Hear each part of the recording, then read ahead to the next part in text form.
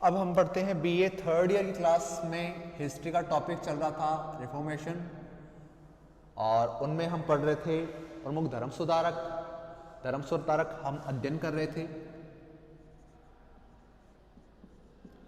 धर्म सुधार आंदोलन, ठीक है, धर्म सुधार आंदोलन चल रहा था। अब धर्म सुधार आंदोलन में हम जो पढ़ रहे थे वो अब पढ़ेंगे। हम धर्म सुधारक पढ़ रहे थे, धर्म सुधारक हम पढ़ रहे थे। तो हमने जॉन हस, वाइक्लिफ और सेवानारोला इनका अध्ययन हम कर चुके हैं। आज हम जो अध्ययन करेंगे वो है मार्टिन लूथर। जो हम आज अध्ययन करेंगे, किसका अध्ययन करेंगे? मार्टिन लूथर का हम अध्ययन करेंगे कि आखिरकार जो मार्टिन लूथर है वो किस प्रकार से हमारे सामने आते हैं। अब हम बात करते हैं मार्टिन लूथर के बारे में कि मार्टिन लूथर किस प्रकार उनका रहा, जीवन उनका किस प्रकार से रहा है, तो वो हम पढ़ते हैं। मार्टिन लूथर धर्म सुधार आंदोलन के एक ऐसे व्यक्ति थे जिन्होंने धर्म सुधार आंदोलन को एक नया आयाम प्रदान किया। इससे पहले भी धर्म सुधारक हो चुके हैं, इससे पहले भी क्या है, धर्म सुधारक हो चुके हैं। धर्म सुधारक उससे पहले भी थे, आगे भी और होंगे, परंतु यह धर्म सुधारक क्या है, प्रॉपर्ली स्थायी नहीं थे उस समय। अब मैं आपको एग्जांपल के तौर पे समझाता हूं हुआ कैसे। कि जो धर्म सुधारक थे उन्होंने अपने प्रयास किए, परंतु ज्यादातर वो क्या है, मृत्यु के घाट उतार दिया गया। कई लोगों को धर्म विरोधी घोषित कर दिया, तो ज्यादातर लोगों की आवाज जनता तक नहीं पहुंच पाई। परंतु मार्टिन लूथर ऐसे व्यक्ति थे जिनकी आवाज आम जनता तक पहुंची, और उन्होंने बहुत स्पष्ट तौर पे कह सकते हैं, या फिर कह सकते हैं हम कठोर शब्दों में उन्होंने, या क्या कह सकते हैं कि कठोर शब्दों में, एक कह सकते हैं उग्र रूप में उन्होंने इसका विरोध किया। और उनके विरोधों के कारण ही, मार्टिन लूथर के कारण ही हमें पुनर्जागरण प्राप्त होता है। पुनर्जागरण जैसे चैप्टर को हम पढ़ पाते हैं। तो मैं आपके सामने एग्जाम्पल रखता हूं आखिरकार पुनर्जागरण। तो जो मार्टिन लूथर है, जो उनका जो जीवन काल है वो 1483 ईस्वी से लेकर 1546 ईस्वी तक रहा, ठीक है।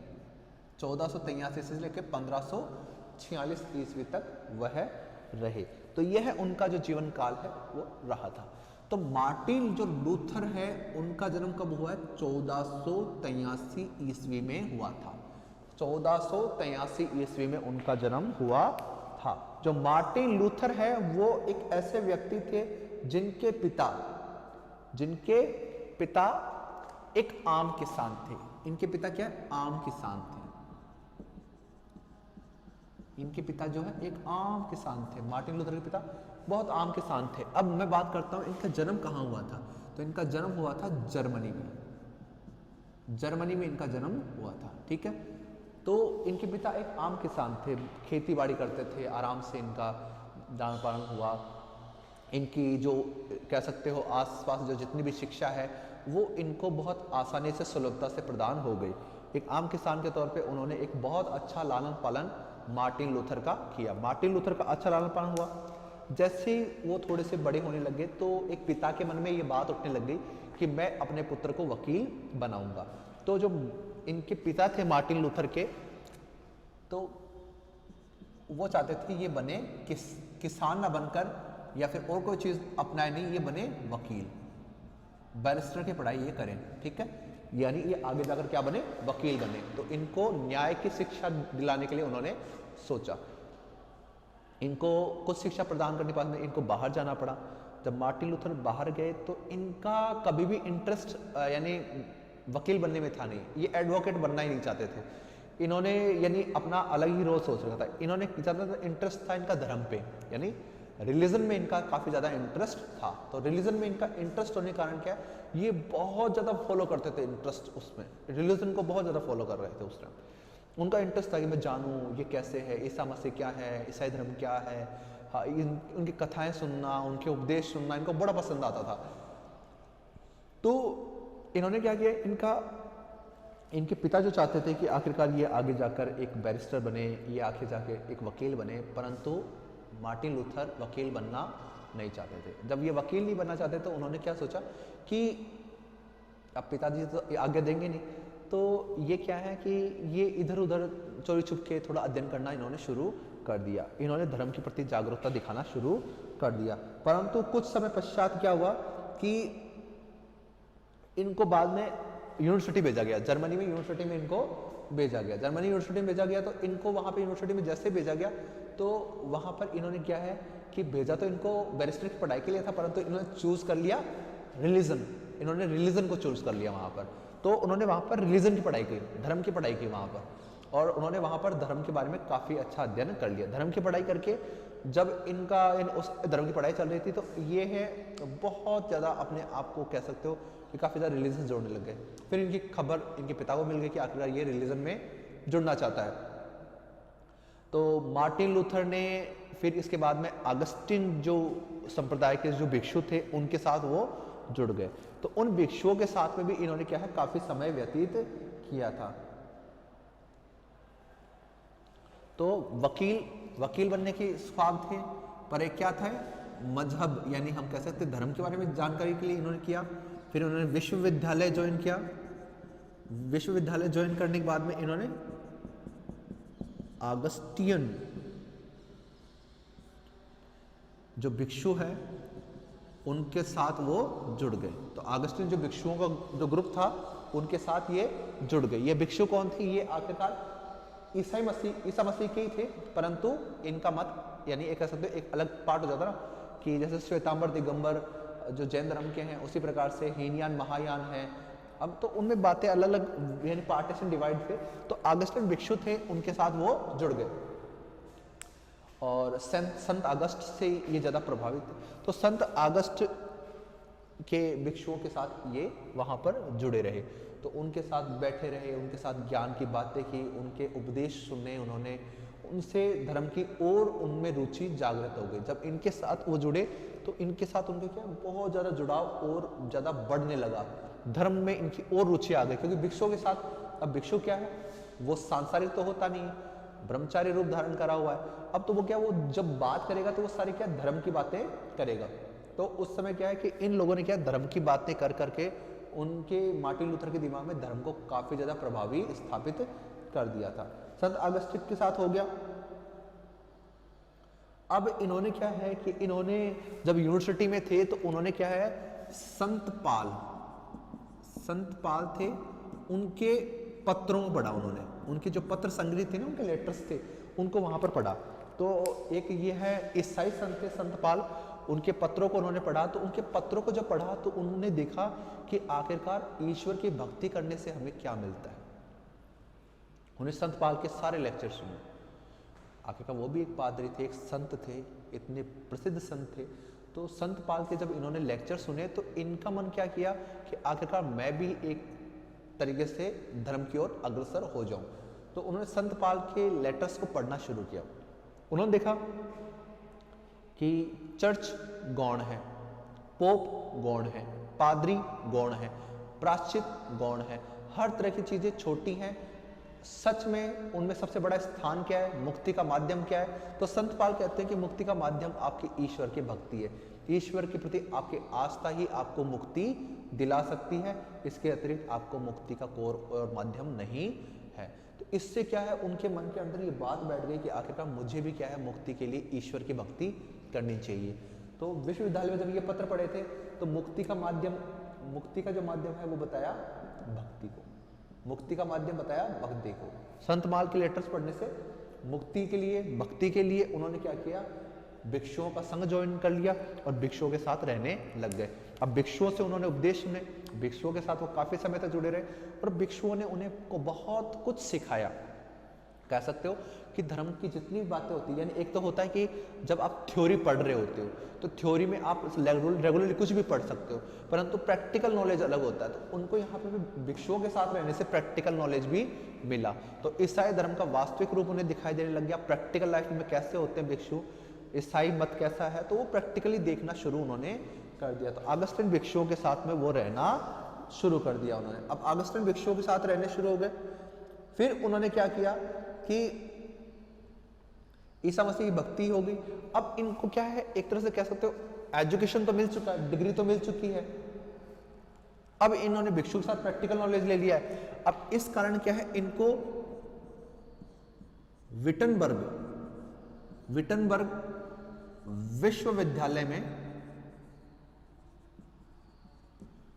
प्रोफेसर बना दिया गया। किसका?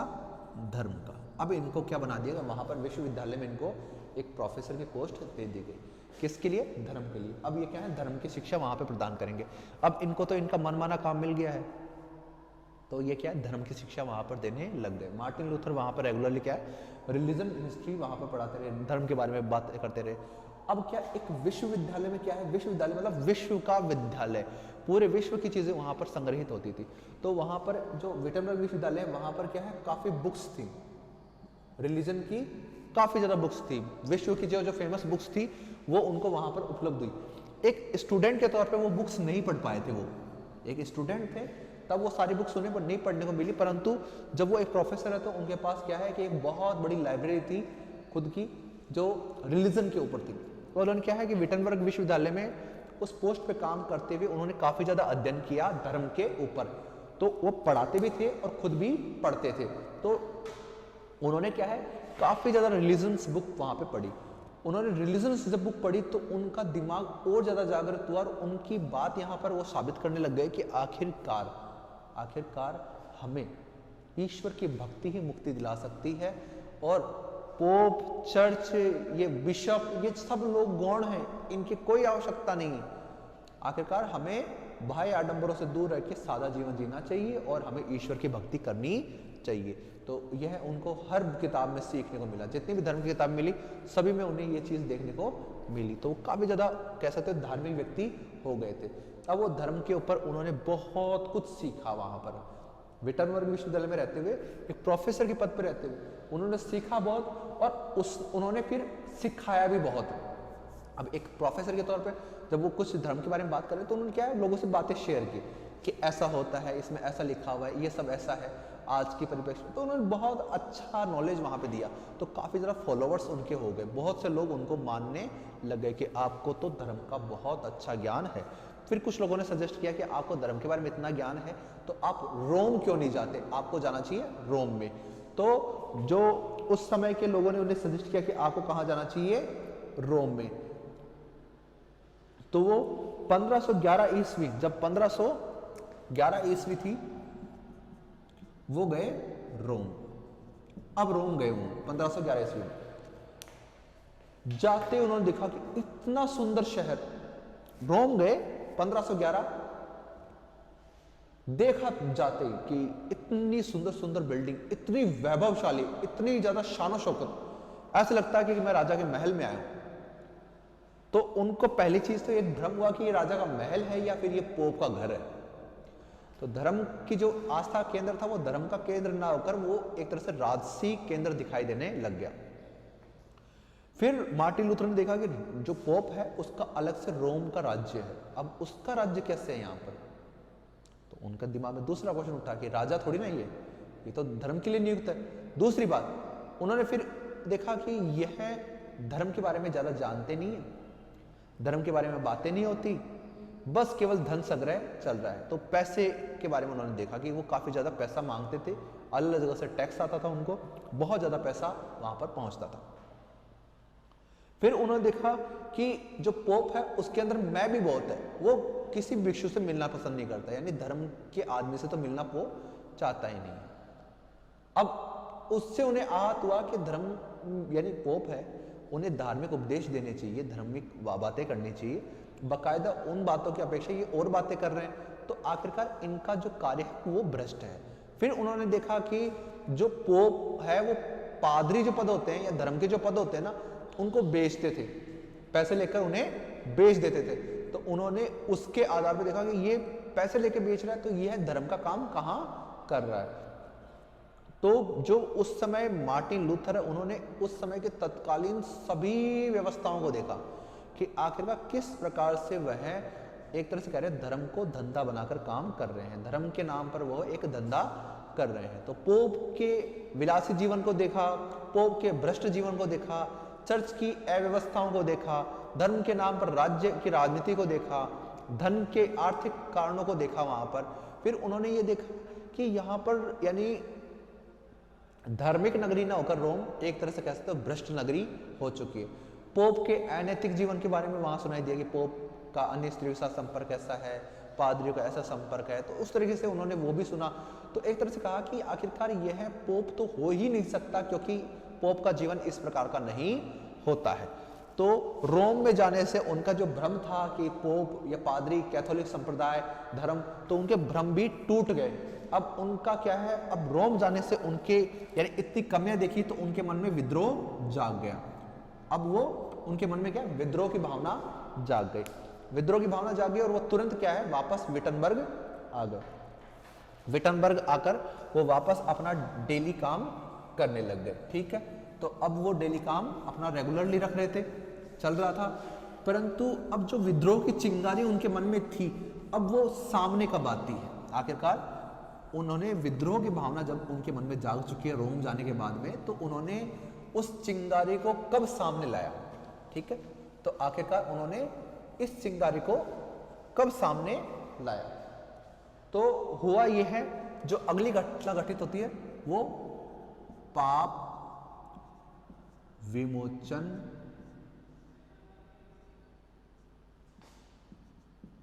पत्रों की बिक्री।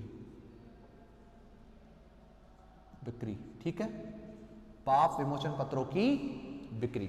अब पाप विमोचन पत्रों की बिक्री हो रही थी, इसके कारण वो विद्रोह स्पष्ट रूप से आ गया सामने।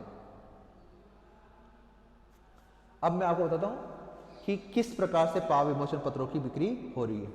तो जब पाप विमोचन ये पत्रों की बिक्री हो रही है, तो ये घटना है 1517 ईस्वी की। 1517 ईस्वी की।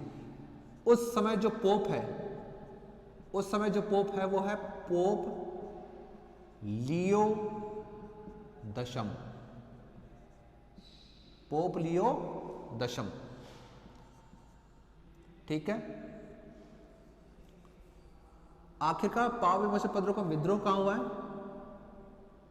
आखिरकार पाप विमोचन पत्र है क्या, उनकी बिक्री किसके द्वारा की गई जितलाई थी, तो वो जिम्मेदारी किस पे थी, एक आर्क बिशप पे।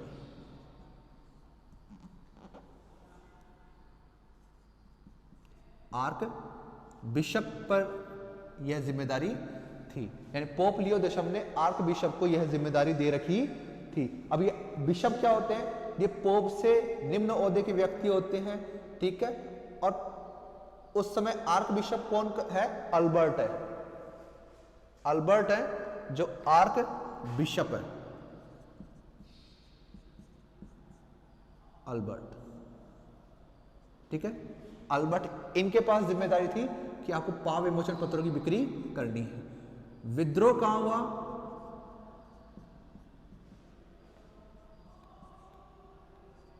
विटनबर्ग की चर्च टेट्जेल।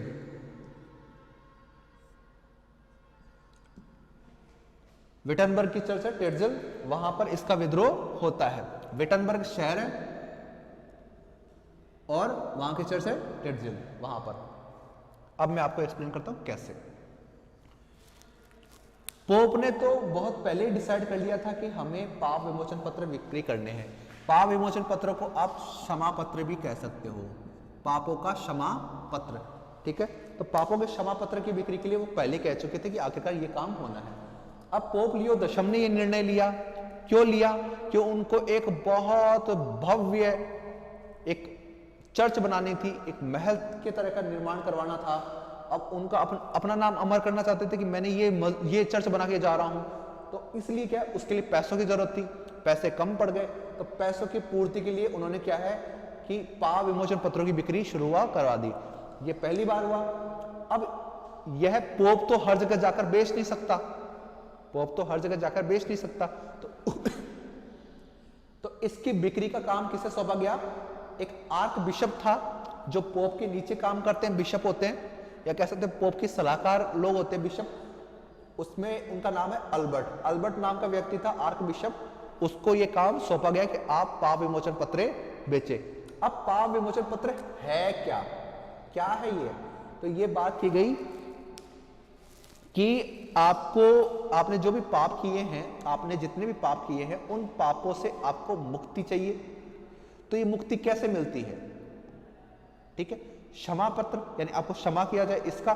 तो आखिरकार पोप लियो दशम ने देखा कि सभी के मन में यह है कि उनके पाप उन्हें स्वर्ग नहीं जाने देंगे, वो नरक में जाएंगे।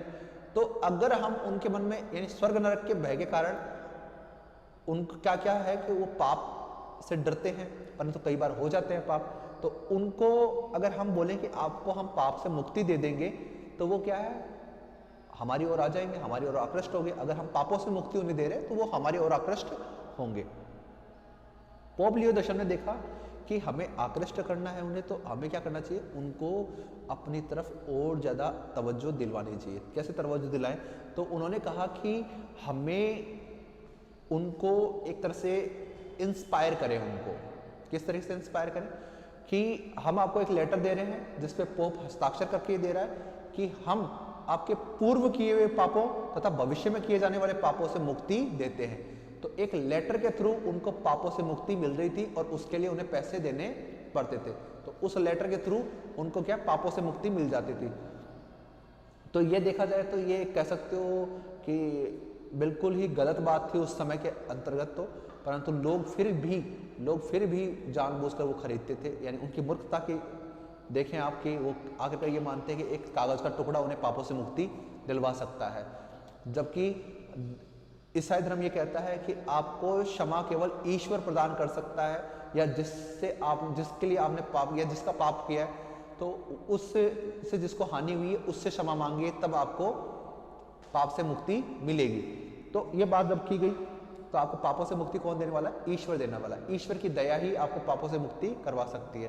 परंतु पोप ने क्या है, एक लेटर पे हस्ताक्षर करके दे दिया कि आखिरकार मैं भी आपको पापों से मुक्त कर सकता हूँ। तो इससे क्या है, पोप ज़्यादा एक कह सकते हो धर्म के ऊपर कंट्रोल करना शुरू हो गया, और यह हो नहीं सकता था कि वो इसका अधिकारी है कि वो क्षमा पत्र दे सके। अब आर्क बिशप वहां से निकले, अल्बर्ट निकल गए, आसपास के क्षेत्रों में बेच दिया। अब वो गए जर्मनी में बेच लिया, और वो फिर पहुंचे विटनबर्ग जैसे पहुंचे, उन्होंने वहां की मुख्य चर्च में गए, टेटजेल में जैसे ही गए बेचना शुरू किया। अब रोजाना वहां पर क्या है कि आखिरकार वो भी धर्म को फॉलो करने वाले थे। विटनबर्ग के जो प्रोफेसर थे उस समय, मार्टिन लूथर, तो वो डेली रूटीन के तौर पे वहां पे गए। उन्होंने देखा कि क्या हो रहा है, भीड़ क्यों लगी हुई है। तो उन्होंने देखा कि जो अल्बर्ट हैं वो पाप विमोचन पत्र बेच रहे हैं। तो उनसे पूछा ये क्या बेच रहे हो? तो बोला कि पाप विमोचन पत्र बेचे जा रहे हैं। तो पाप विमोचन पत्रों की जब सुना उन्होंने, तो उन्होंने क्या है कि उन्होंने उसका बहुत कठोरतापूर्वक वर्णन किया, बहुत कठोरतापूर्वक उसका उल्लेख किया, और कहा कि इस तरह की कोई चीजें आपको किसी प्रकार से नहीं बचा सकती, ये व्यर्थ है, एक ढोंग है, यह आपको सही शोभा नहीं देते। तो पाप विमोचन पत्र क्या है? पापों से मुक्ति का एक पत्र है। अब हम इसके आगे की बात करते हैं। तो जब उन्होंने टेटजेल में ये बिक्री होने लगी, तो जो विटनबर्ग है वहां पर केसल चर्च में उन्होंने, अब विटनबर्ग में ये टेटजेल की केसल चर्च है, चर्च का नाम है केसल। अब केसल चर्च में पाप विमोचन पत्र की बिक्री हो रही है। अब मार्टिन लूथर ने क्या किया, जैसे उन्हें पता चला, एक दिन पहले पता चला, अगले दिन उन्होंने 95 कथनों का पत्र तैयार किया, 95 कथनों का पत्र तैयार किया। अब उन पत्रों को क्या है, यहां पर चिपका दिया, इस चर्च के गेट पर उन्होंने चिपका दिया। 95 कथनों के जितने भी लेटर थे उन्हें वहां पर चिपका दिया। अब जो भी आदमी वहां पे चर्च में आता वो उन पत्रों को जरूर पढ़ता। अब इन 95 कथन क्या है कि इन 95 कथनों में यह बात की गई कि आपके पाप क्या है, आपको पाप का मुक्ति देने का अधिकारी कौन है, और यह पाप विमोचन पत्र आपके लिए व्यर्थ है, कागज का टुकड़ा है, इसको जला दो, इससे आपको पापों से मुक्ति नहीं मिलेगी। तो उन्होंने पाप विमोचन पत्रों की बिक्री का विरोध किया। ये 95 कथन ये बताते हैं कि धर्म के आधार पर, उन्होंने बाइबल के आधार पर सिद्ध किया उन्होंने उस पर कि पाप विमोचन पत्र एक तरह से आपको पापों से मुक्ति नहीं दिला सकते। पापों से मुक्ति केवल ईश्वर की कृपा से मिलेगी, ईश्वर की भक्ति से मिलेगी।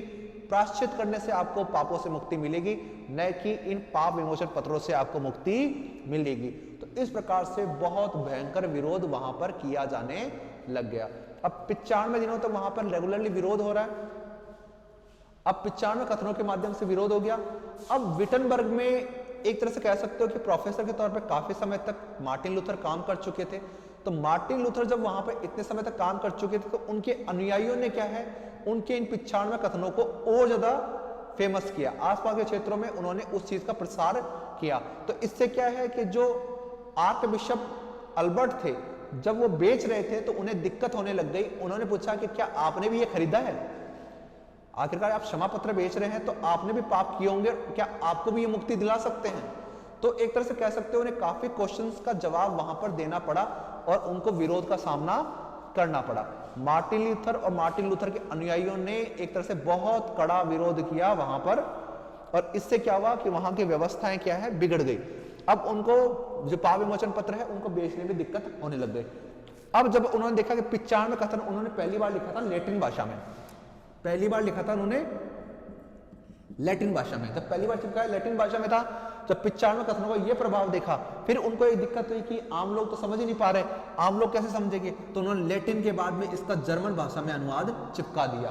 अब उसके बाद में इन्होंने जर्मन भाषा में वो बात कही, तो इससे क्या है, जर्मनी के आसपास के क्षेत्रों में वह जागरण फैल गया और जर्मनी के आसपास के लोग इस चीज से जागरूक हो गए, और इससे क्या है, पाप विमोचन पत्रों की बिक्री रुक गई और इससे क्या है, उनको प्रॉब्लम होनी शुरू हो गई। आखिरकार पैसा चाहिए था इन्हें भी, तो जर्मनी भी तो पैसा देता है। तो एक तरह से बहुत भयंकर तरीके से उस समय विरोध होना शुरू हो गया और एकदम से मार्टिन लूथर का नाम उजागर हो गया कि मार्टिन लूथर जैसे व्यक्ति हैं जिन्होंने पोप का विरोध किया, चर्च का विरोध किया है और पाप विमोचन पत्रों की बिक्री पर रोक लगवा दी। अब हम देखते हैं कि उसके बाद में क्या हुआ है कि इसके पश्चात उन्होंने पैम्पलेट छपवाए, इसके पैम्पलेट छपवाए अपने कथनों को और जगह जगह उन्होंने भेजे ताकि लोग वो चीज देखें और सुने और पढ़े, ताकि उनमें जागृति आए और पोप का वास्तविक चेहरा, चर्च का वास्तविक चेहरा उनके सामने आ जाए। तो उन्होंने पैम्पलेट्स बंटवाए, उनका जर्मन भाषा में अनुवाद किया, लैटिन भाषा में भी थे और जर्मन भाषा में भी उनके लेटर्स थे। अब उसके बाद में उन्होंने क्या किया, अब उन्होंने एक लेटर लिखा, उन्होंने पत्र लिखे। किसको लिखे? राजाओं को और सामंतों को। पाप विमोचन पत्र की बिक्री का विरोध कर लिया, 95 कथन लिख दिए। अब उन्होंने लेटर लिखा, लेटर लिख के क्या बोलते हैं कि राजा और सामंतों, आप चर्च की जो संपत्ति है उसको जब्त कर लो। वो आपके राज्य की संपत्ति है, न कि किसी और क्षेत्र की। तो चर्च की जो संपत्ति आपके राज्य के अंतर्गत है उसको आप जब्त कर लीजिए और चर्च को इससे बहिष्कृत कर दीजिए। आपकी संपत्ति का जो धन है वो अपने वैभव के लिए प्रयोग में ले रहे हैं, उसका गलत उपयोग कर रहे हैं, जबकि आपको उस संपत्ति की रक्षा करनी चाहिए, आपको उस संपत्ति का उपयोग अपने देश के लिए करना चाहिए। फिर सामंतों को भी ये बात बोली कि आपके क्षेत्र में भी जो भी संपत्ति है वो भी आप अपने अधिकार में कर लीजिए।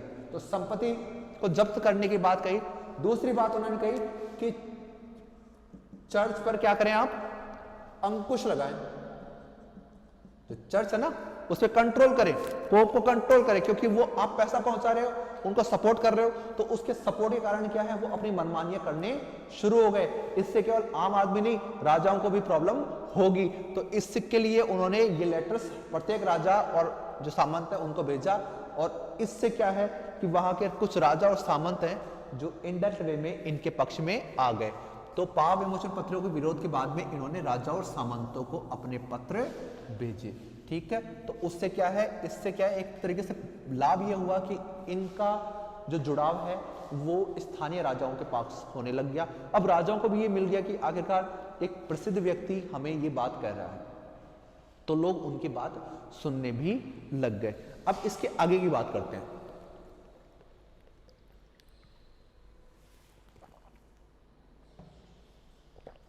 तो 1519 ईस्वी में 1519 ईस्वी में क्या हुआ, लिप्जिंग लिप्जिंग जो है और वर्सेस लूथर, मार्टिन लूथर, इनके बीच में क्या हुआ? वाद विवाद हुआ, वाद विवाद हुआ। ठीक है, लिप्जिंग कौन है? वो है पोप का प्रतिनिधि। ये पोप का प्रतिनिधि आया, लूथर खुद बात कर रहे हैं। लिप्जिंग उस समय का कह सकते हो कैथोलिक चर्च का बहुत बड़ा ज्ञाता माना जाता था, बहुत अच्छा ज्ञानी व्यक्ति माना जाता था लिप्जिंग को उन्होंने अपना कह सकते हैं एक तरह से लीडर बना के भेजा कि बोला कि तुम पोप का प्रतिनिधि करो और उसको ज्ञान से हराओ, ठीक है, और उसको धर्म में हराकर फिर हम उस पर अंकुश लगाएंगे। ठीक है, तो ये बात डिसाइड होगी। वाद विवाद करने के लिए लिप्जिंग को भेजा गया 1519 में और लूथर भी बैठ गए। बात होने लगी पाप विमोचन पत्रों से। पाप विमोचन पत्र क्या हैं, कैसे हैं, फलाना है, ढिंकाना है, कि मुक्ति दिला सकते हैं। तो मार्टिन लूथर ने बाइबल के आधार पर, न किसी धर्म संत न किसी और चीज के ऊपर, बाइबल के आधार पर जिस पे पूरा ईसाई धर्म टिका उसके आधार पर उन्होंने सिद्ध कर दिया कि पाप विमोचन पत्र पापों से मुक्ति नहीं दिला सकता। यह बात तो साबित की ही की, प्लस उन्होंने यह साबित कर दिया कि पोप किसी प्रकार से उसकी सत्ता मानने योग्य नहीं है, पोप हमें कुछ भी प्रदान नहीं कर सकता है, पोप की सत्ता अस्थायी है। उन्होंने ये बात भी वहां पर साबित की। तो लिप्जिंग को निशब्द करके वहां से भेजा कि जो तुम पोप करते हो, आखिरकार पोप का है क्या? आप पोप कर रहे हैं, पोप का बताइए है क्या हमारे पास? पोप क्या हमें मुक्ति दिला सकता है? क्या ईश्वर उसे नियुक्त करके गया है? कोई ऐसी बात उन्होंने नहीं की और उन्होंने पोप की निरर्थकता, यानी निरर्थक है, कोई मतलब नहीं है पोप के होने का, वो साबित करके लिप्जिंग को पराजित करके वाद विवाद में भेज दिया। अब लिप्जिंग जो है यहां से पराजित होके वापस पहुंच गया पोप के पास में। तो इससे क्या है कि पोप को ही पता चल गया कि आखिरकार जो अब की बार मेरा पाला पड़ा है वो किसी आम आदमी से नहीं पड़ा है, ये तो वाद विवाद में हमें हरा देगा और ये अपने ज्ञान के माध्यम से रहेगा। पहले जितने भी लोग थे उन्हें बहुत कम नॉलेज था, परंतु मार्टिन लूथर ने तो धर्म में इतनी ज्यादा रुचि थी कि उन्होंने हर चीज सीखी और उन्होंने हर चीज को अपने हाथ में रखा, अपने कंट्रोल में रखा। अब हम आगे की बात करते हैं कि आखिर लिप्जिंग के पराजित होने वाले में क्या हुआ। लिप्जिंग जैसे ही चले गए, अब हो गए पोप के पास में। अब पोप ने क्या किया? पोप ने बोला कि आप ये प्रचार करना बंद कर दीजिए, परंतु उन्होंने क्या है कि ऐसा नहीं माना।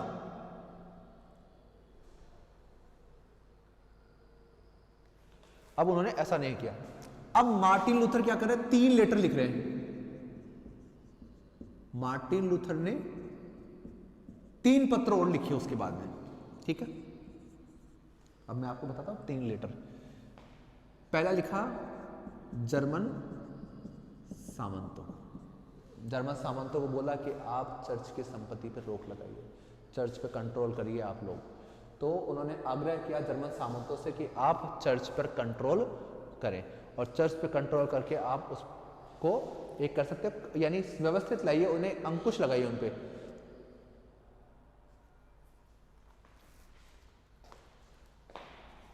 फिर ईश्वर की चर्च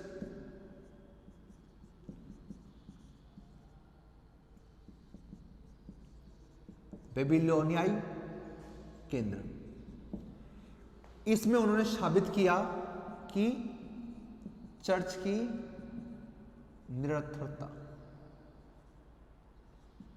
यानी चर्च निरर्थक है, पोप निरर्थक है, पोप चर्च की हमें आवश्यकता नहीं है, ये उन्होंने अपने दूसरे लेटर में साबित किया। तो उन्होंने लेटर लिखा ईश्वर की चर्च बेबीलोनियाई केंद्र, उसमें साबित किया कि चर्च और पोप जैसी सत्ता हमें कोई मुक्ति नहीं दिला सकती।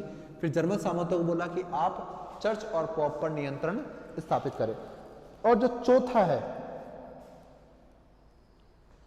तो जो अब हम कैसा तीसरा जो पॉइंट है वो ईसाई व्यक्ति की नियुक्ति। ईसाई व्यक्ति की नियुक्ति ये क्या है? एक तरह से उन्होंने क्या किया, इसमें उन्होंने क्या किया, जर्मन भाषा में बाइबल का अनुवाद किया। अब इन्होंने तीसरे में क्या है, एक लेटर तो लिखा जिसमें चर्च की निरर्थकता बता दी, चर्च निरर्थक है। दूसरे पे सामंतों को बोल रहे हैं कि सामंत आप कंट्रोल करें, और तीसरी चीज पे जो आम लोगों के पास में बाइबिल नहीं थी, क्योंकि लैटिन भाषा में थी, लोगों को समझ में नहीं आती थी, तो इन्होंने क्या है बाइबिल का जर्मन भाषा में अनुवाद कर दिया। अब मैं आपको एक्सप्लेन करता इससे हुआ क्या। मार्टिन लूथर ने देखा जाए तो बहुत ही सटीक काम किया है।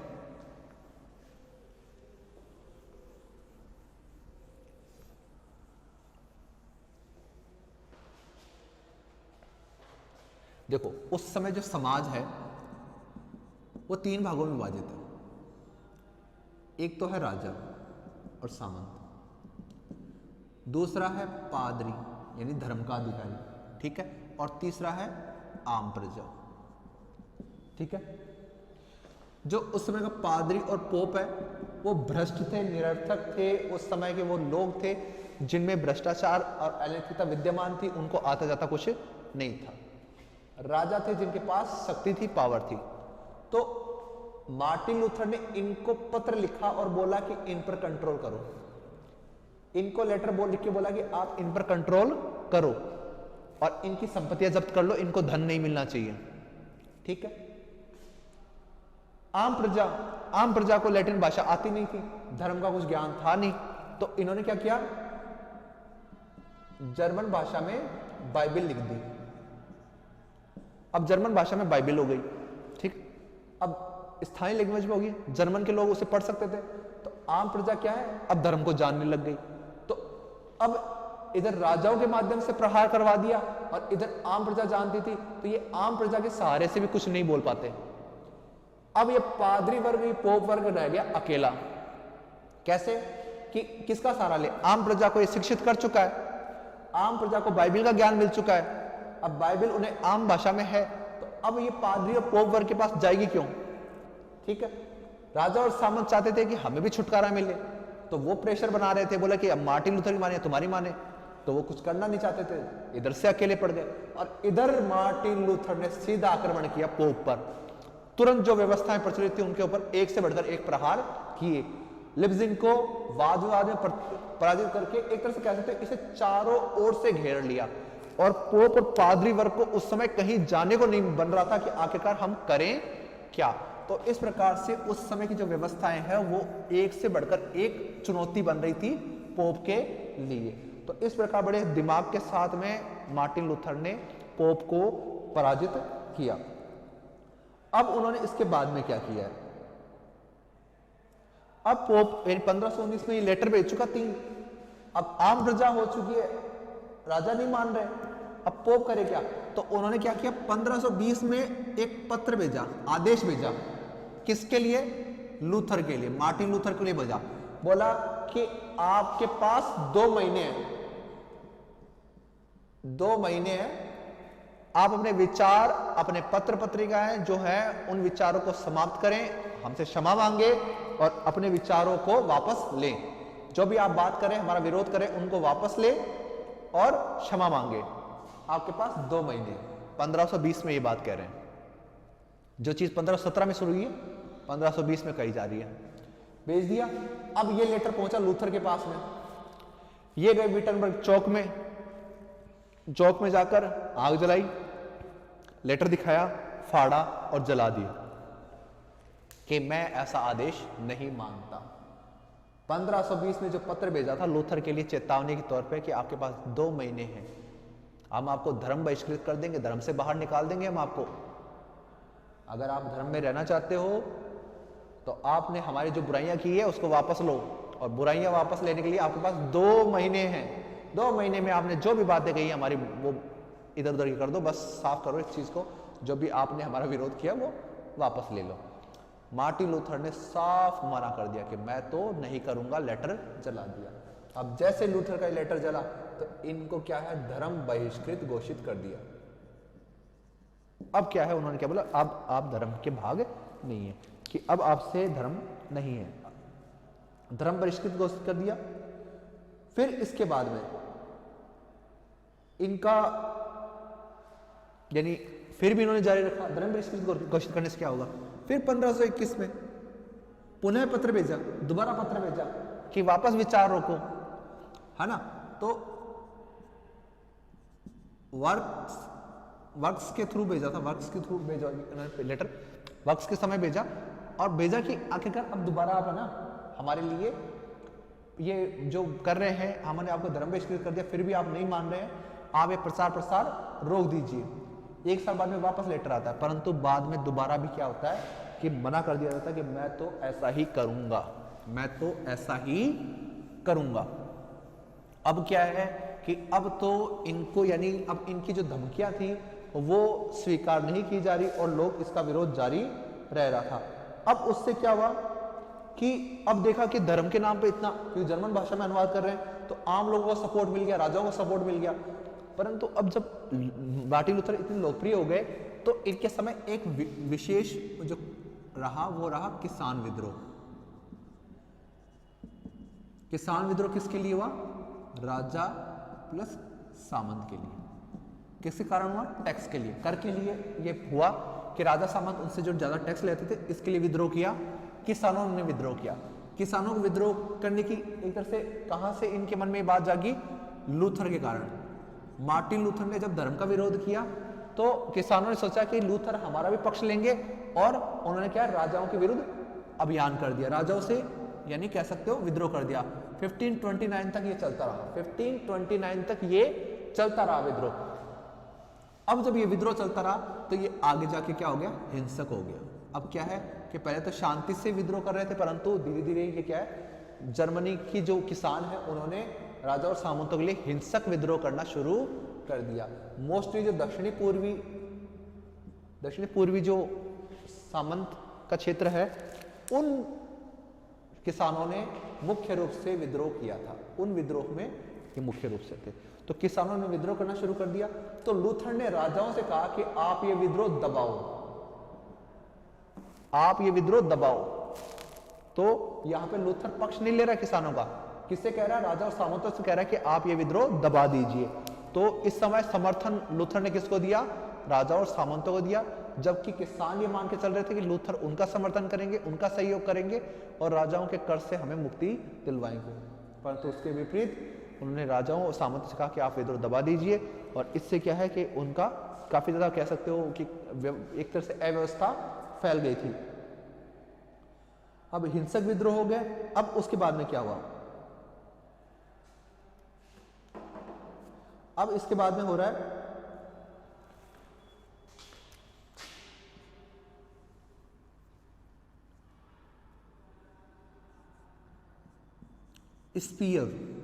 स्पीयर जगह है, वहां पर हुई है धर्म पांथीय सभा। क्या हुई है? धर्म पांथीय सभा हुई है। धर्म के जो विभिन्न पंथ थे उनकी एक सभा आयोजित हुई। ठीक है, धर्मपंथीय सभा आयोजित की गई। ठीक है, अब इसमें कब हुई? 1526 में यह सभा आयोजित हुई। 1526 में सभा आयोजित हुई। ये इसका उद्देश्य क्या था? लूथर को रोकना या किसी तरीके से समझाना, कि लूथर को समझाएं कि आखिरकार आप ऐसा ना करें, धर्म के ऊपर प्रहार ना करें। परंतु वह लूथर को समझाते रहे, वाद विवाद चलता रहा और काफी समय तक यह वाद विवाद चलता रहा, कंटिन्यू चलता रहा। लूथर और जो कैथोलिक चर्च है उनके बीच में वाद विवाद चलता रहा, धार्मिक मुद्दों पे बहस हुई, परंतु ये बहस क्या हुई? असफल सिद्ध हुई। और यह जो सभा आयोजित हुई यह भी सभा भी असफल रही। तो 1526 में जो स्पीयर में जो पहली धर्मप्रांतीय सभा हुई उसमें क्या है? ये असफल रही। फिर वापस स्पीयर में ही है दूसरी धर्म प्रांतीय सभा आयोजित हुई। इसके बाद में दोबारा वहां पर ही आयोजन किया गया दूसरी प्रांतीय सभा का। ठीक है, और ये आयोजन हुआ 1529 ईस्वी में। कब हुआ है? 1529 ईस्वी में। 1529 में यह स्पीयर में आयोजित हो गई दूसरी पंथी सभा, और यह भी असफल रही। और इन्होंने स्पष्ट तौर पर कह दिया कि हम लूथर के विचारों को नहीं मानेंगे, लूथरवाद को हम महत्व नहीं देंगे, लूथर का हम जो है सपोर्ट नहीं करेंगे। तो लूथर के सपोर्ट के लिए मना कर दिया गया। कब? 1529 में। 1526 में जहां पे बातचीत हो ही रही थी, दोबारा बातचीत का मौका था, कोई स्पष्ट दबाव नहीं बनाया गया, परंतु 1529 में स्पष्ट रूप से मनाही कर दी गई। कारण क्या रहा?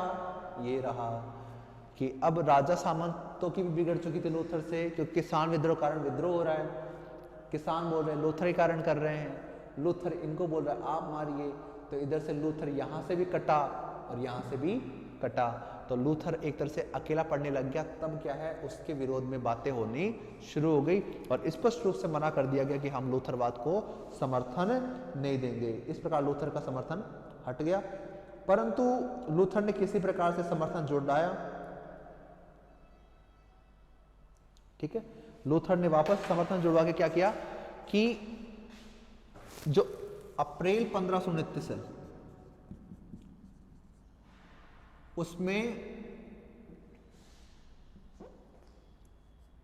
उसमें राजा प्लस आम प्रजा प्लस लूथर ने मिलकर लूथरवाद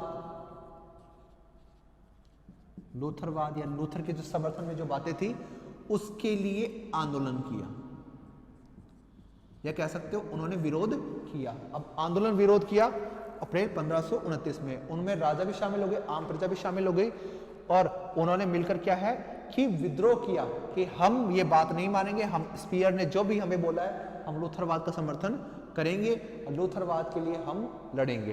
तो उन्होंने एक तरह से कह सकते हो कि स्पष्ट रूप से अब क्या है, बहुत ज्यादा खिंचाव होना शुरू हो गया और बहुत ज्यादा खिंचाव होने के कारण वहां पर व्यवस्थाएं बिगड़ना शुरू हो गई। तो 1526 और 1529 की जो कह सकते हैं कि स्पीयर की धर्मसभा आयोजित हुई, वह धर्मसभा भी अब क्या है निष्क्रिय पड़ना शुरू हो गई।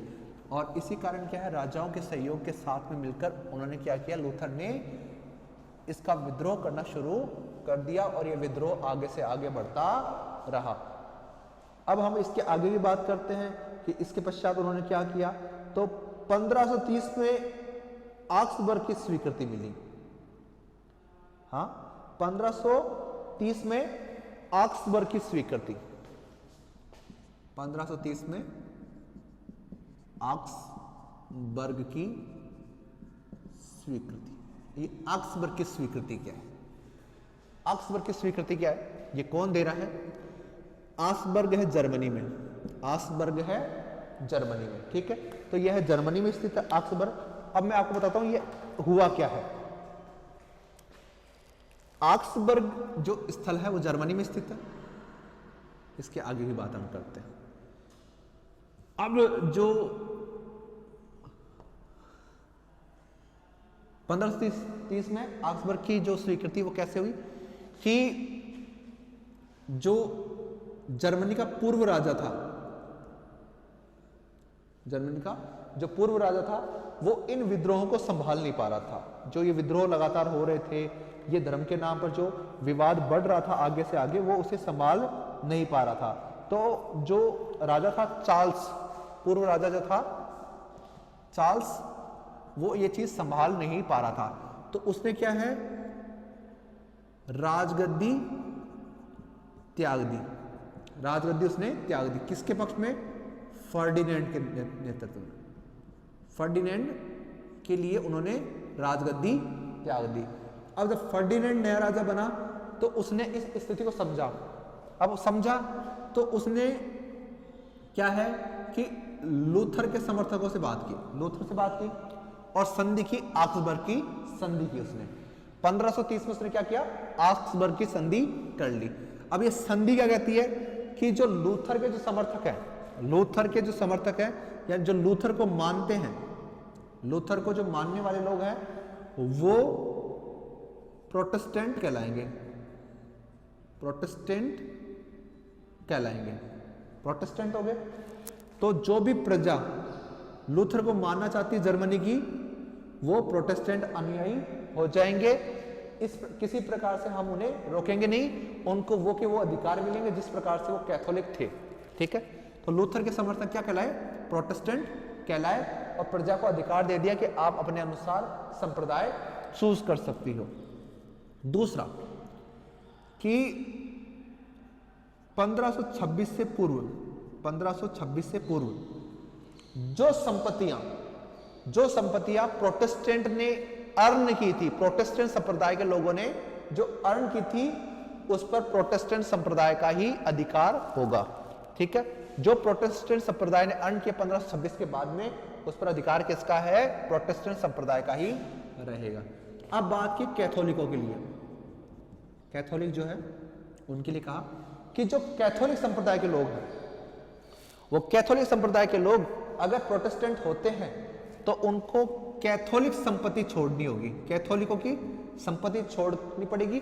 प्रोटेस्टेंट के पास में वो केवल खाली हाथ ही जाएंगे।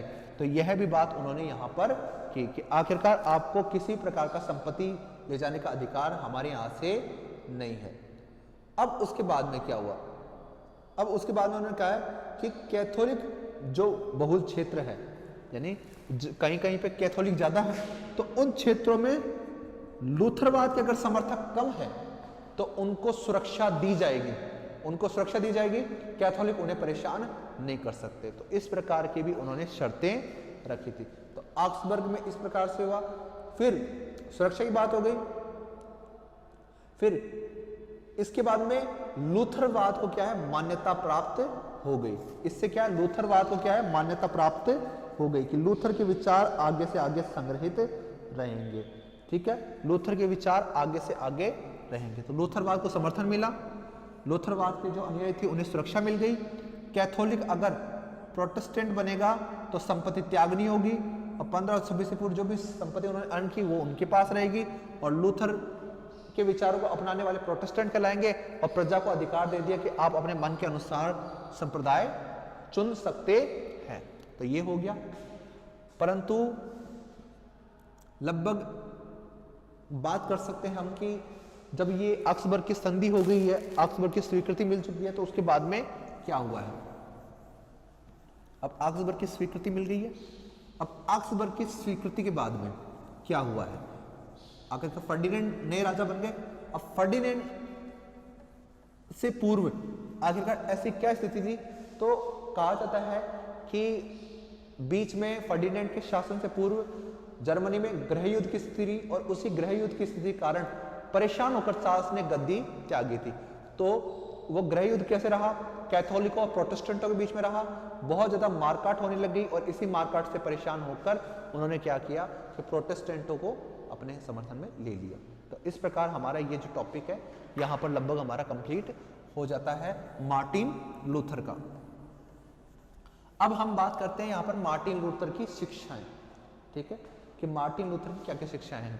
तो मैं कुछ लाइनें आपको बता देता हूँ, कुछ दो चार जो आपको कंप्लीट हो जाएंगी। पहली चीज, ईश्वर सर्वोच्च है, निराकार है, उसकी रचना किसी ने नहीं की है।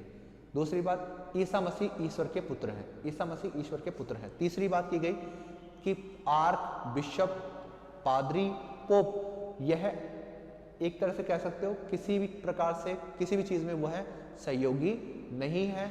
आप अपने कर्मों का फल आप खुद भोगोगे, यह केवल आपको ब्रह्म में उत्पन्न करने की चीजें हैं। तो एक स्वतंत्र बात। चौथी बात बोली गई कि पादरी अब ब्रह्मचारी जीवन जिए या ना जिए वो उनका खुद का व्यक्तिगत अधिकार है। अगर वो शादी करना चाहें तो भी वो पादरी रहेंगे। तो प्रोटेस्टेंट संप्रदाय में उन्होंने पादरी को विवाह करने का अधिकार दिया। फिर तीसरा, इसके बाद अगला जो है कि उन्होंने 3 ही संस्कार रखे, यानी जो पहले 7 संस्कार थे उनको अब 3 कर दिया गया, जिसमें नामकरण, प्रायश्चित और भोजन। नामकरण, प्रायश्चित और भोजन, ये 3 उन्होंने संस्कार रखे हैं। अब उसके बाद की बात करते हैं, और क्या है कि आपको मुक्ति ईश्वर की भक्ति करने से मिलेगी, न कि किसी और माध्यम से। फिर बात की गई पाप पर, तो पाप से मुक्ति देने वाला ईश्वर है, ईश्वर दयालु है, और ईश्वर की भक्ति और प्रायश्चित के माध्यम से आपको पापों से मुक्ति मिल जाएगी। तो इस प्रकार मार्टिन लूथर ने ये प्रमुख शिक्षाएं प्रदान की थी।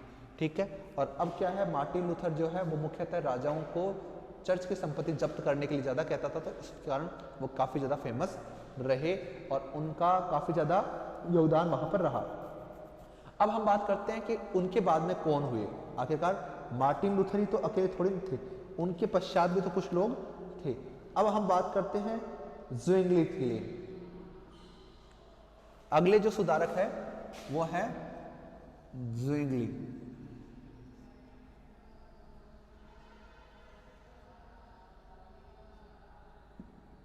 ठीक है, ज़्विंगली, हम ज़्विंगली का अध्ययन करेंगे आखिरकार ज़्विंगली ने क्या किया। तो ज़्विंगली वो व्यक्ति हैं जिन्होंने मार्टिन लूथर के विचारों से प्रभावित होकर काफी कुछ काम किया था। तो ज्विंगली वो व्यक्ति हैं जिन्होंने मार्टिन लूथर को काफी ज्यादा फॉलो किया है। मार्टिन लूथर के पश्चात इन्होंने धर्म सुधार के लिए प्रयास किए थे। ठीक है, 1484 से 1531 ईस्वी तक इनका टाइम रहा। 1484 से 1531 ईस्वी तक इनका समय रहा। ज्विंगली का समय इतना ही रहा था। आखिरकार ये मोस्टली कहां के रहने वाले थे? ये रहने वाले थे स्विट्जरलैंड के।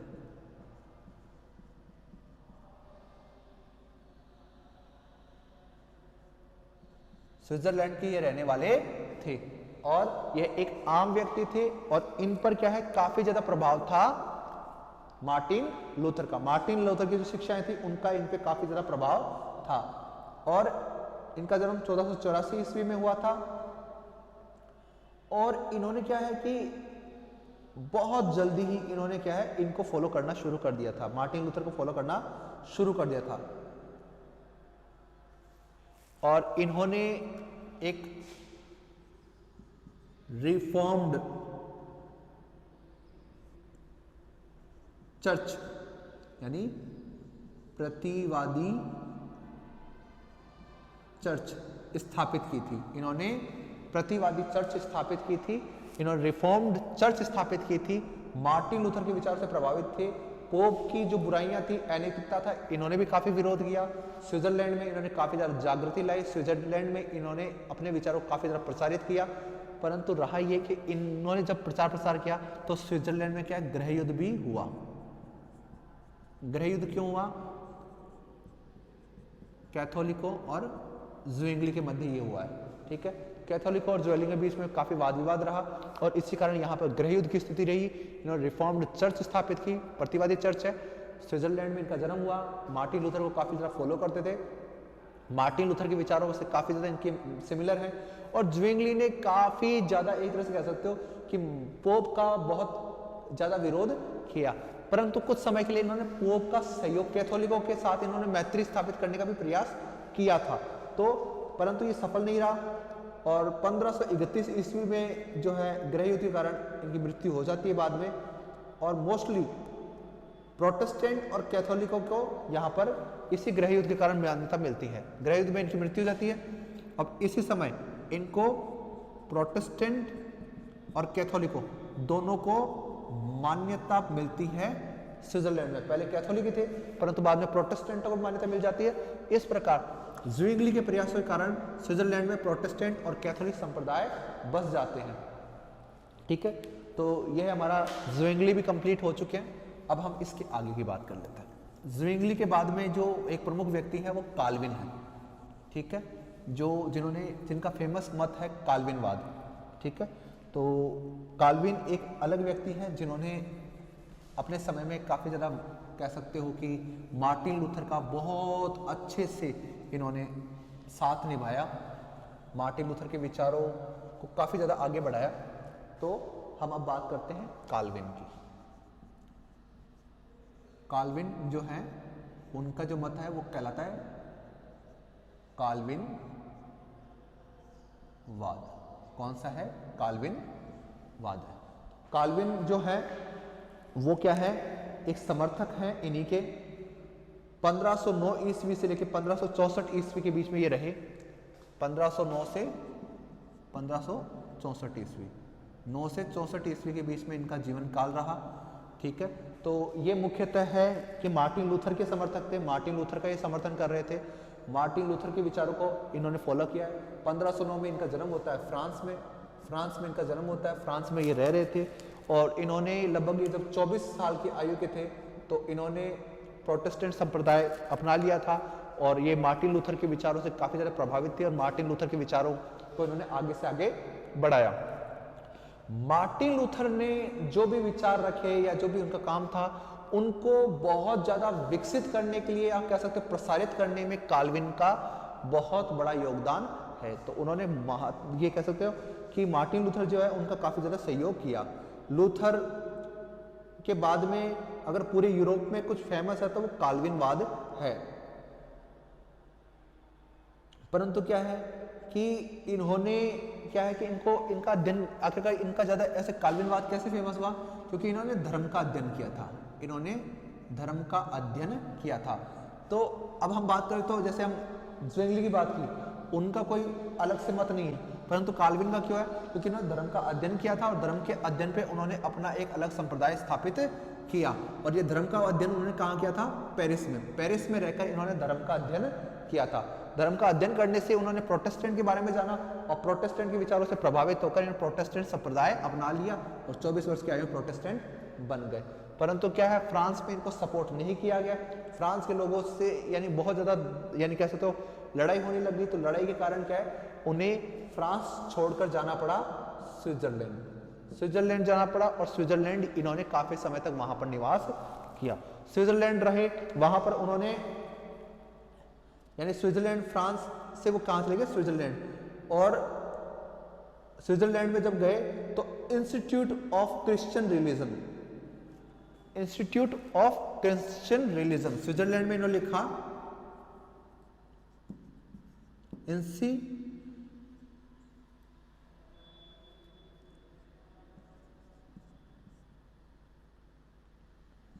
इंस्टीट्यूट ऑफ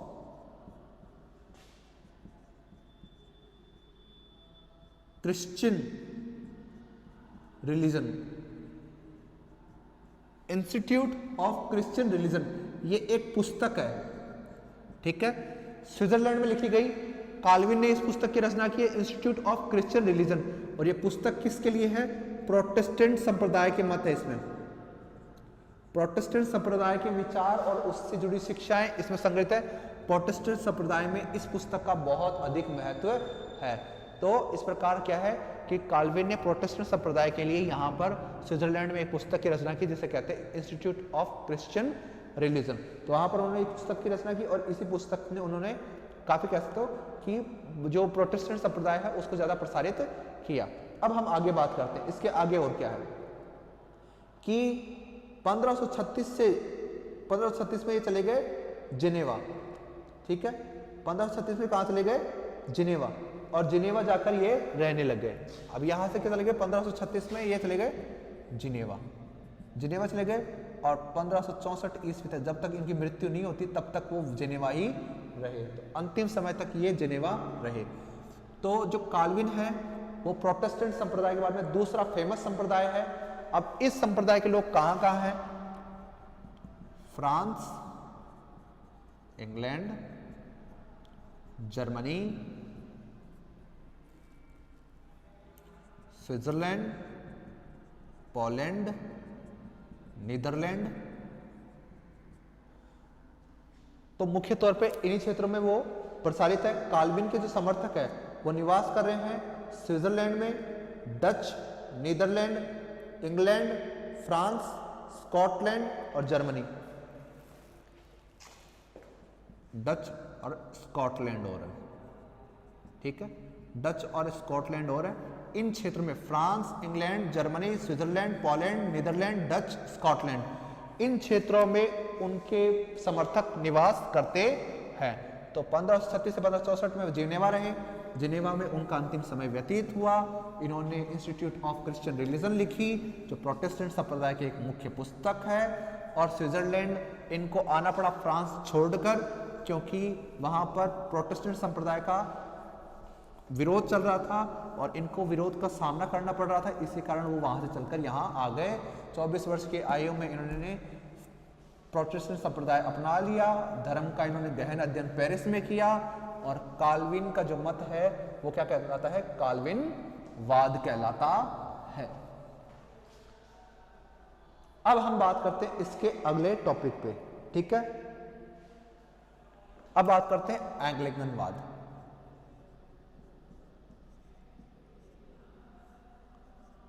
ठीक है, एंग्लिकनवाद।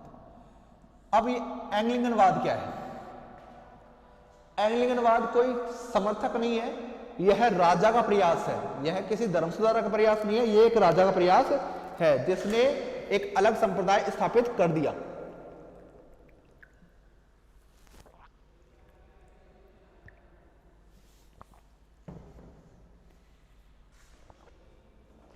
एक्सप्लेन करता हूं एंग्लिकनवाद क्या है।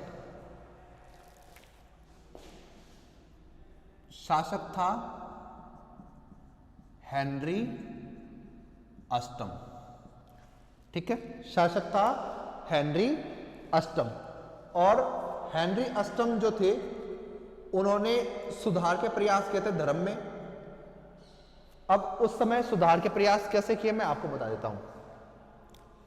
हेनरी अष्टम, उनकी पत्नी थी कैथरीन, उनकी पत्नी थी कैथरीन, ठीक है। और कैथरीन के जो भाई हैं वो हैं चार्ल्स पंचम, और ये चार्ल्स पंचम राजा हैं फ्रांस के, चार्ल्स पंचम राजा हैं फ्रांस के, ठीक है। और जो चार्ल्स पंचम राजा हैं फ्रांस के, और इसके साथ में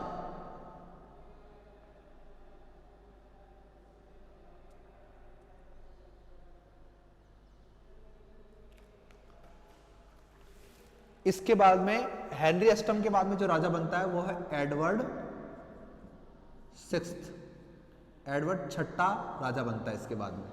अब मैं आपको ये डेटा हो गया, अब मैं आपको समझाता हूं आखिरकार क्या है।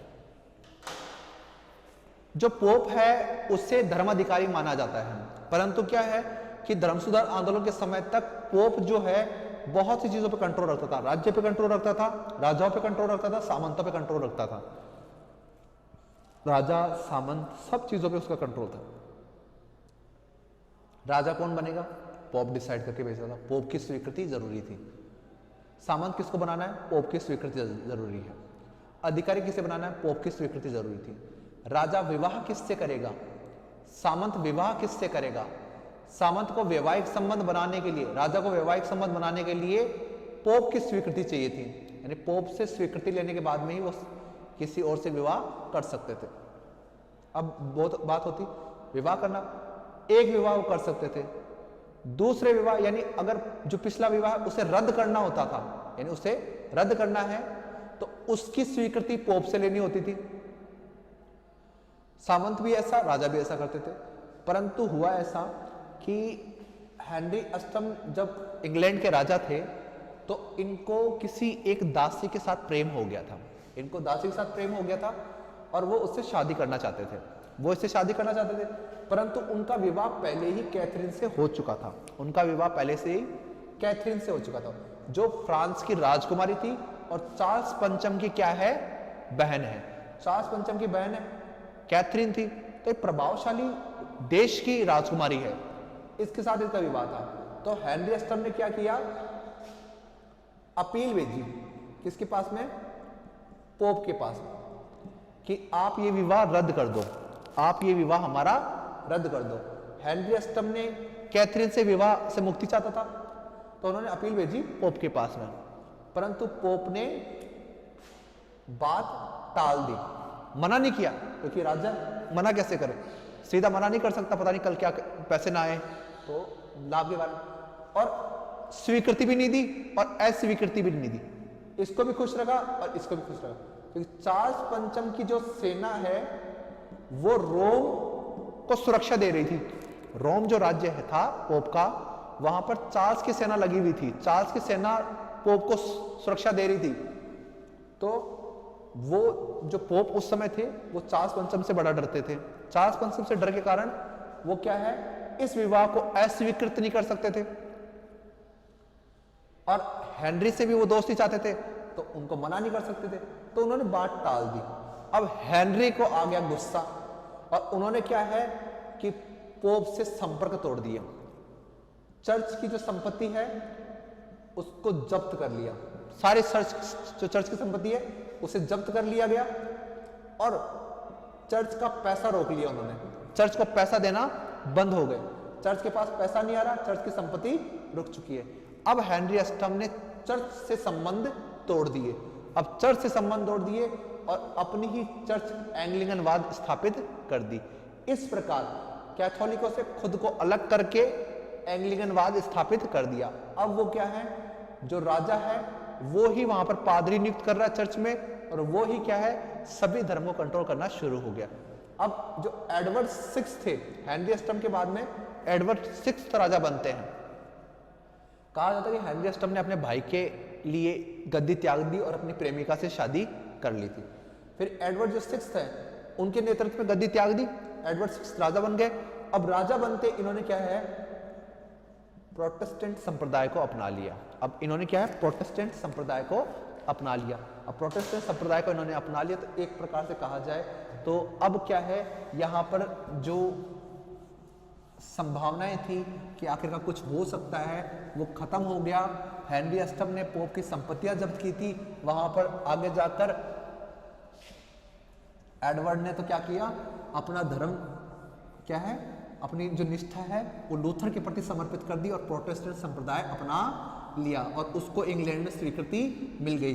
परंतु इसी कारण क्या है, स्वीकृति तो वहां मिल गई परंतु जो यहाँ पर क्या है कि इनको स्पष्ट तौर पर प्रोटेस्टेंट नहीं कहा गया, इनको यहाँ पर स्पष्ट तौर पे प्रोटेस्टेंट नहीं कहा जाता था, तो उसके लिए वहां पर अलग से नाम प्रयोग में लिया जाने लग गया, एंग्लिकनवाद।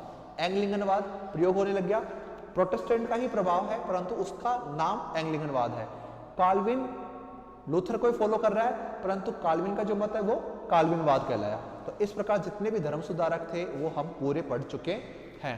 अब धर्म सुधार आंदोलन के क्या परिणाम निकले, ठीक है, क्या परिणाम उसके निकले हैं। आखिरकार धर्म सुधार आंदोलन जो इतना लंबा समय तक चलता रहा उसके कुछ ना कुछ तो परिणाम अवश्य निकले होंगे। तो धर्म सुधार आंदोलन के क्या परिणाम हमें दिखाई देते हैं, धर्म सुधार आंदोलन के क्या परिणाम रहे तो उनका अध्ययन हम करेंगे।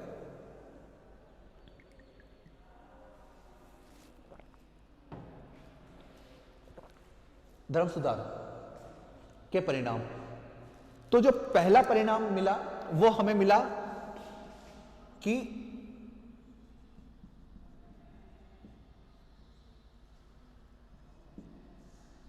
ईसाई मत का विभाजन, जो ईसाई धर्म था उसमें भेद पड़ गया।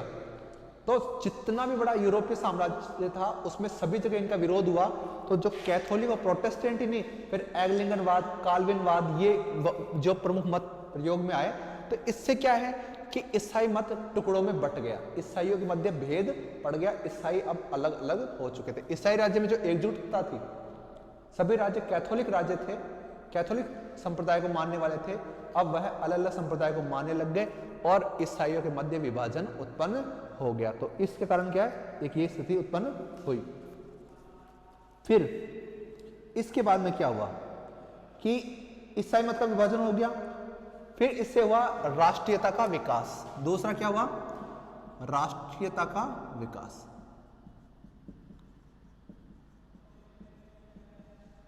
ठीक है, राष्ट्रीयता का विकास। अब हम ये टॉपिक पढ़ रहे हैं क्या कह रहे, राष्ट्रीयता विकास कैसे हुआ। तो हम तो पहले ही ये बता चुके कि अब जब उस समय धर्म सुधार आंदोलन हुआ था, तो धर्म सुधार आंदोलन जब हुआ तो वहां पे एक कह सकते हो इंटरप्शन था, किस चीज का था, अब मैं आपको एक्सप्लेन करता हूं इस चीज को। मार्टिन लूथर ने जर्मनी के राजाओं को बोला कि आप अपने जो चर्च की संपत्ति उसको जब्त कर लो, अपना कल्याण करो, अपने राज्य के बारे में सोचो, अपने देश के बारे में सोचो। राष्ट्रीयता की ओर अग्रसित कर रहा है। इसी प्रकार हेनरी अष्टम ने भी यही किया, पोप के साथ संबंध तोड़ दिया, अपना अधिकार कर लिया। तो इस प्रकार क्या है कि विविध प्रकार की घटनाओं ने राष्ट्रीयता को जागृत किया और अब क्या है, चर्च पोप के प्रभाव से मुक्त होकर अपने राष्ट्र के लिए जो बेहतर है, अपने देश के लिए जो बेहतर है, उन्होंने वो किया। अब इससे क्या है, राष्ट्रीयता का और अत्यधिक तेजी से विकास होने लग गया था। तीसरा,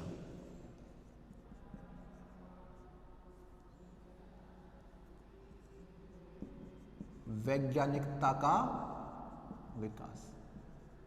वैज्ञानिकता का विकास, तो मैं आपको एक्सप्लेन करता हूं कि वैज्ञानिकता का विकास कैसे हुआ। तो वैज्ञानिक जो थे उस समय के, जो भी वैज्ञानिक सोच थी, क्या क्या वैज्ञानिक सोच क्या होती है, तर्क और बुद्धि पर चलती है, तर्क और बुद्धि पर चलती है वैज्ञानिक सोच। तो उस समय जो तर्क और बुद्धि पर आधारित उन्होंने क्या है, सोच आगे बढ़ाई। तर्क और बुद्धि के आधार पर उन्होंने उस चीज को फॉलो किया। तो तर्क और बुद्धि के आधार पर उन्होंने फॉलो किया, उसको आगे से आगे कंटिन्यू रखा। मैं आपको एक्सप्लेन करता हूं इस चीज को कि जो उस समय है वो क्या है कि आखिरकार जो तर्क और बुद्धि के आधार पर उनको तर्क और बुद्धि के आधार पर वो हर चीज को तोलते थे। धर्म ने कह दिया कि पृथ्वी केंद्र है, सूरज चक्कर लगा रहा है, बात गलत है। वो बोलते हैं दूसरे जगह अगर आप आओ जाओगे तो आपका धर्म भ्रष्ट हो जाएगा, गलत है। जबकि उन्होंने तर्क और बुद्धि पे बातें तोली और उन्होंने उन चीज का विरोध जागृत किया, तो उससे क्या है कि उनका जुड़ाव वैज्ञानिक की ओर ज्यादा हुआ, वैज्ञानिकता की ओर वो ज्यादा बढ़े। अब हम इसके आगे की बात करते हैं, वैज्ञानिकता हो गई। अब हम बात करते हैं इसके आगे उन्होंने क्या किया। वैज्ञानिकता विकास हो गया,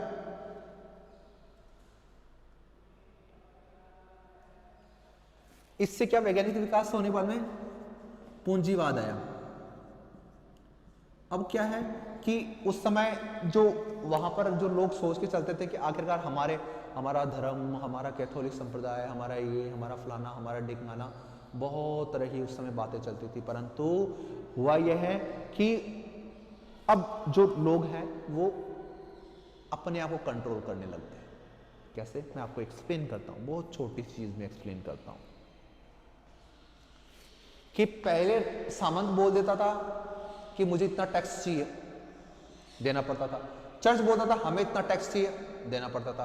पादरी बोलता था मुझे इतना पैसा चाहिए, देना पड़ता था। तो इस तरह से पैसे अलग अलग टुकड़ों में बंटे जा रहे हैं। जो स्थानीय चर्च है उसको भी पैसा का भाग मिल रहा है, उनके ऊपर कोई टैक्स नहीं लगता था, सारा टैक्स किसान भर रहे हैं, तो चर्च का पैसा बच गया। सामंत वगैरह एक पैसा देता नहीं थे, तो पैसे देने वाले लोग कौन बने? केवल किसान। जो आम प्रजा थी वो पैसे देती थी और उससे पल कौन रहे थे? पादरी भी पल रहा था और राजा भी पल रहा था, सामंत भी उसी के अंदर आ रहे हैं। अब वो पैसा रोम भी जा रहा था पोप के पास में। तो इस तरीके से क्या है कि अब जो धर्म सुधार आंदोलन क्या हुआ, धर्म सुधार आंदोलन ने पैसा रोक दिया, चर्च के लिए रोक दिया, पादरियों के लिए रोक दिया। अब ये पैसा क्या, राजा से जुड़ गया। तो इससे क्या है कि अब पैसा केवल राजा को टैक्स दे रहा है, तो राजा क्या है, अब वो पैसा पोप के पास नहीं पहुंचा रहा, अब वो अपने राष्ट्र के विकास के लिए लगा रहा है वो पैसा। तो इससे क्या है, पूंजीवादी विकास उस समय अधिक हुआ और औद्योगिक क्रांति आगे आती है। जो अब पांचवा, भाषा व साहित्य का विकास। पुनर्जागरण के बाद में धर्म सुधार आंदोलन हुआ, तो इन दोनों घटनाओं के कारण क्या है, भाषाओं का काफी अच्छा विकास हुआ। पहले केवल लैटिन भाषा चलती थी, अब इसके बाद में अंग्रेजी, फ्रेंच, जर्मन, डची, स्पेनिश, ये लैंग्वेज उस समय चलना शुरू हो गई। स्थानीय लैंग्वेज उस समय प्रयोग में ली जाने लग गई।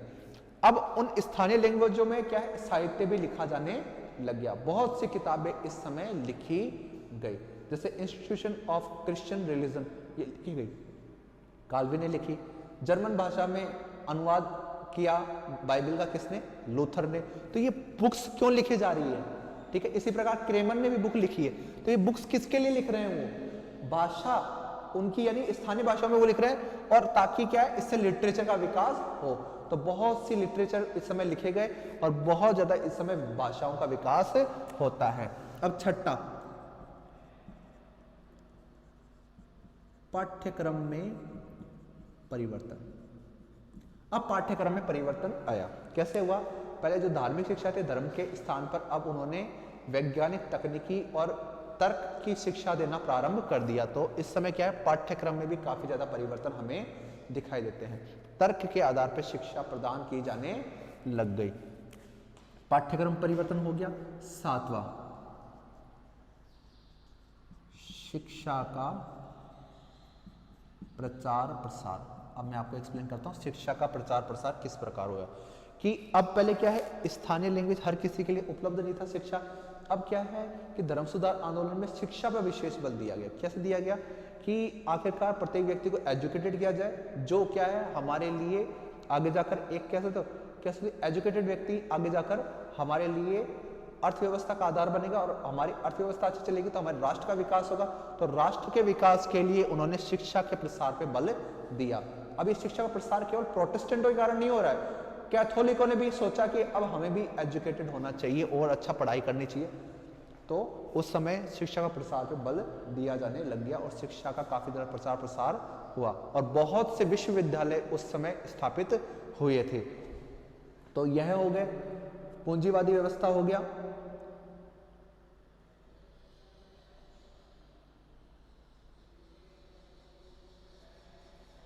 अब आठवां जो है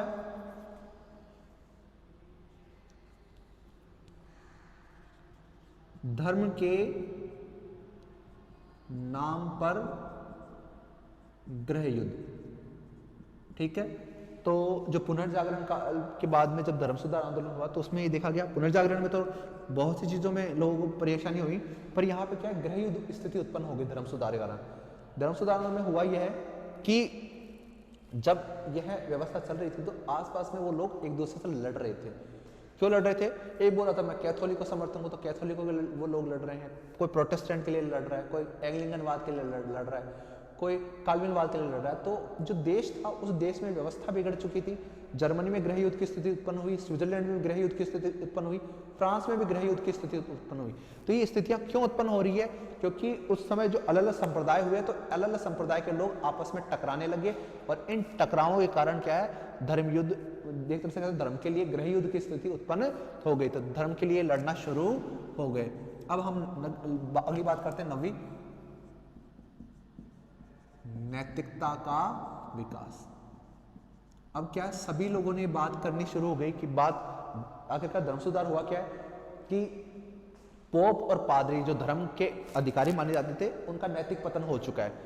तो जब आप बात कर रहे हो कि नैतिक पतन की बात कर रहे हो, उनके भ्रष्टाचार की बात कर रहे हो, जब उनकी कमियों की बात कर रहे हो, तो जब कमियों के ऊपर आप आंदोलन कर रहे हो तो आखिरकार वो कमियां सुधरी भी होंगी।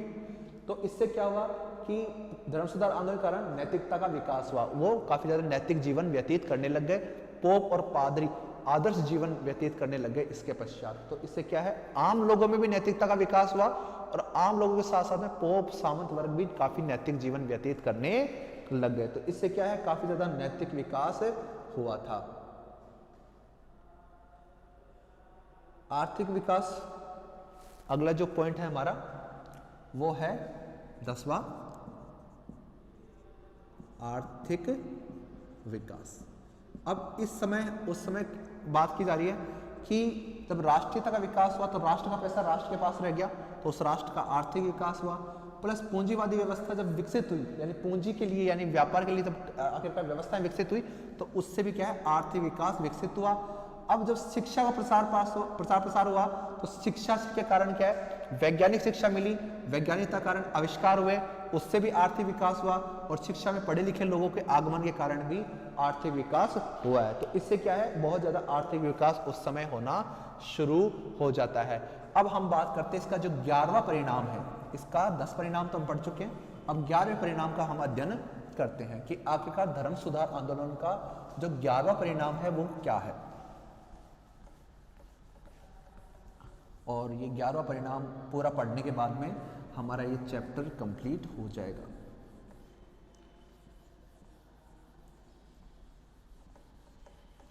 तो जो 11वां हमारा इसका परिणाम रहा, वो परिणाम यह रहा कि प्रति धर्म सुधार आंदोलन। 11वां परिणाम प्रति धर्म सुधार आंदोलन। ये क्या है, रिफॉर्मेशन है अपने आप में। प्रति धर्म सुधार आंदोलन किस में हुआ है, कैथोलिकों ने किया है। कैथोलिकों ने अपने आप में सुधार किया, इसी घटना को प्रति धर्म सुधार आंदोलन कहते हैं। अब हुआ कैसे, कैथोलिक संप्रदाय में सुधार की बात रखी गई, कैथोलिकों ने अपने अंदर रिफॉर्मेशन की शुरुआत की, तो इसको हम काउंट रिफॉर्मेशन कहते हैं। काउंट रिफॉर्मेशन इनको कहते हैं इसे प्रतिवादी धर्म सुधार, प्रतिवादी धर्म सुधार।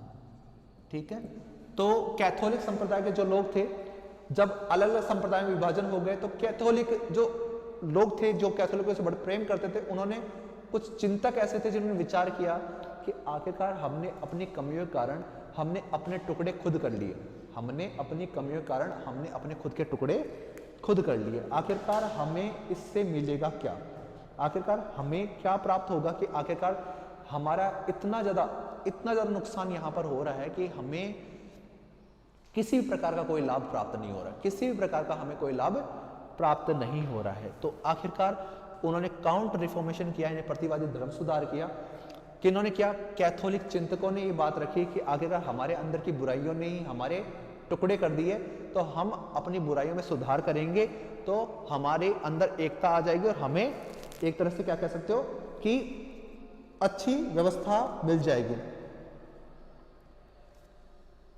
फिर इसी कारण क्या है, प्रतिधर्म सुधार आंदोलन के कारण क्या हुआ, ट्रेंट की सभा आयोजित की हुई। ट्रेंट सभा, ट्रेंट की जो सभा है वो बुलाई गई, ट्रेंट की सभा बुलाई गई। अब ट्रेंट की सभा क्या है मैं आपको एक्सप्लेन करता हूं। ट्रेंट की सभा क्या है, ट्रेंट एक प्रदेश था, उत्तरी इटली में है। उत्तरी इटली में एक स्थान है ट्रेंट, ठीक है, उत्तरी इटली में ट्रेंट जगह है। वहां पर एक सभा आयोजित की। सभा में कौन आए, पोप, पादरी, संत और इनके चिंतक, यानी जो धर्म के बारे में अच्छी जानकारी रखते हैं उन लोगों की एक सभा आयोजित करवाई गई। तो जो कैथोलिक संप्रदाय के बहुत अच्छे अच्छे चिंतक थे उनको इकट्ठा किया गया, इस सभा में उन्हें इकट्ठा किया गया और उन्हें बुलाया गया। अब बुलाने के बाद में उन्होंने क्या किया, बुलाने के बाद में उन्होंने समस्याओं या कह सकते हो कमियों पर चर्चा की, ठीक है, समस्याओं और कमियों पर चर्चा की कि आखिरकार हमारे अंदर क्या कमियां थी, क्या समस्याएं थी जिसके कारण यह घटना घटित हुई, वो की। फिर धर्म की बातें की उन्होंने, उपदेश दिए। फिर इन्होंने सुधार के लिए सुझाव दिए, सुधार के लिए सुझाव दिए। तो उनमें सुझाव पहला तो ये दिया गया कि आखिरकार जो भी कैथोलिक पादरी होगा उसको प्रॉपर्ली एजुकेटेड किया जाएगा। दूसरी बात, उसको एजुकेटेड यानी उसको ट्रेंड करने के बाद में ही हम उसे चर्च में नियुक्त करेंगे। दूसरी बात कि पूर्ण रूप से हमारा प्रोटेस्टेंट का विरोध करेंगे, प्रोटेस्टेंट का विरोध करेंगे। तीसरी बात की गई, पोप ही हमारा सर्वोच्च अधिकारी होगा, पोप ही हमारा सब कुछ होगा। चौथी बात की गई कि चर्च ही बाइबल का अंतिम व्याख्याता है, वो ही इसकी व्याख्या कर सकता है। बाइबल से जुड़ी व्याख्या कौन कर सकता है, केवल और केवल चर्च ही कर सकता है। तो ये बात उन्होंने कही कि पोप के पास अधिकार चला गया कि वो ही धर्म की व्याख्या करेगा और पोप ही, चर्च ही धर्म की व्याख्या को मान्यता देंगे, ठीक है, और कोई ये इस पर डिस्कशन नहीं करेगा, किसी और की बातें कहीं भी नहीं मानी जाएगी। फिर इसके बाद में की गई कि पोप हमारा धार्मिक अधिकारी है, वो धर्म अधिकारी बना ही रहेगा और उसके अंतर्गत ही हम रहेंगे। फिर उन्होंने एक लिस्ट बनाई, अगला जो उन्होंने सुधार किया कि एक लिस्ट बनाई जिसमें कैथोलिक संप्रदाय या कैथोलिक जो चर्च है उसकी बुराइयां जिनमें है उन किताबों की लिस्ट बनाकर उन पे प्रतिबंध लगा दिया, उनके ऊपर प्रतिबंध लगा दिया। फिर दूसरा, जो कैथोलिक राजा है उनके साथ अच्छे संबंध बनाए और कहा गया, फिर जो अगला सुझाव दिया गया कि पादरी और पोप को सरल सादा जीवन जीना चाहिए, नैतिक जीवन जीना चाहिए और हमें इसमें सुधार करना चाहिए ताकि लोग हमसे जुड़े। तो इन सुझावों पर उन्होंने कार्य किया और ट्रेंट की जो सभा हुई, ट्रेंट की सभा इस तरीके से काफ़ी ज़्यादा सफल मानी जाती है और इस प्रकार से प्रतिधर्म सुधार आंदोलन काफ़ी ज़्यादा सफल रहा। ट्रेंट की सभा में ये सुझाव दे दिए गए। अब सुझाव में यानी उनमें बात की गई कि बाइबल की व्याख्या चर्च कर सकता है, चर्च जो पद बेच रहा था पहले वो बंद हो जाएंगे। तो इस प्रकार से उन्होंने कहा। फिर इन्होंने एक सुधार और किया गया,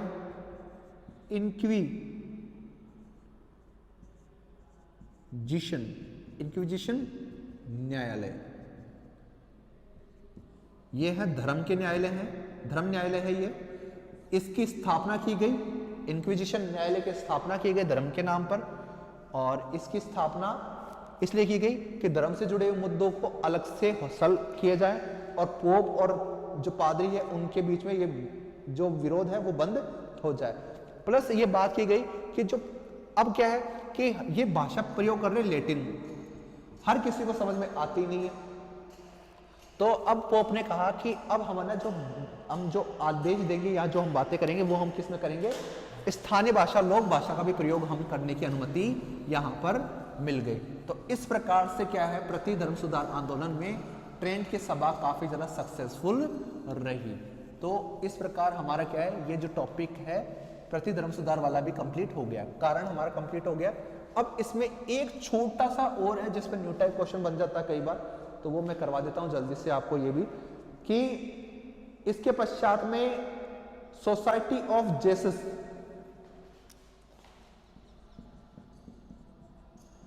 सोसाइटी ऑफ जेसस की स्थापना की गई। सोसाइटी ऑफ जेसस की स्थापना की गई 1534 ईस्वी में। 1534 ईस्वी में किसने की? इग्नेशियस ने इसकी स्थापना की थी। ठीक है, इग्नेशियस ने सोसाइटी ऑफ जेसस की स्थापना की। यह इग्नेशियस कट्टर व्यक्ति था, किसका? कैथोलिकों का। ये कैथोलिक थे, कट्टर थे। ये इग्नेशियस स्पेन का रहने वाला है। ठीक है, पहले यह एक सैनिक था, एक बहादुर सैनिक के तौर पे कार्य कर रहा था। सेना से रिटायर होने के बाद में इसने क्या है, सोसाइटी ऑफ जेसस की स्थापना की। स्पेन के एक सैनिक था। स्पेन के लोगों को इसने क्या प्रशिक्षण दिया। ये जो सभा है ना, ये क्या करती है, इग्नेशियस के नेतृत्व में चल रही थी। ये प्रशिक्षण प्रदान करती थी, लोगों को लेती थी, उन्हें प्रशिक्षण देती थी, उनको धर्म की शिक्षा अलग अलग प्रकार का प्रशिक्षण देके पूर्ण कैथोलिक बनाती थी। पूर्ण कैथोलिक, कट्टर कैथोलिक ये तैयार करती थी। इग्नेशियस क्या, कट्टर कैथोलिक तैयार करने का प्रशिक्षण उन्हें देती थी, धर्म की जानकारी प्रदान करती थी और उनको ट्रेन करती थी। और यह साथ में सैनिक शिक्षा भी लेते थे, सैनिक शिक्षा भी इनको दी जाती थी। और यह फिर क्या है कि आगे जाके कह सकते हैं कि प्रोटेस्टेंटों के विरुद्ध इन्होंने काफी ज्यादा युद्ध किए। और प्रोटेस्टेंट जो संप्रदाय के लोग थे, उनके साथ इनकी काफी लड़ाइयां चलती रही। तो सोसाइटी ऑफ जेसस इग्नेशियस ने स्थापना की, स्पेन में की। पहले एक सैनिक था, कट्टर कैथोलिक व्यक्ति है, पूर्ण रूप से ये कैथोलिक बनाने के लिए प्रशिक्षण देता था और लगभग 2 वर्षों तक यह प्रशिक्षण चलता था। ठीक है, तो ये प्रशिक्षण का समय भी कितना है, लगभग 2 सालों तक यह प्रशिक्षण दिया जाता था, तब जाके यह ट्रेंड होते थे। फिर इनके जो योग्यता होती थी, यानी इनको 2 साल का प्रशिक्षण तो कैथोलिक के तौर पर मिल रहा है, कैथोलिक होने का मिल रहा है प्रशिक्षण, परंतु उसके अतिरिक्त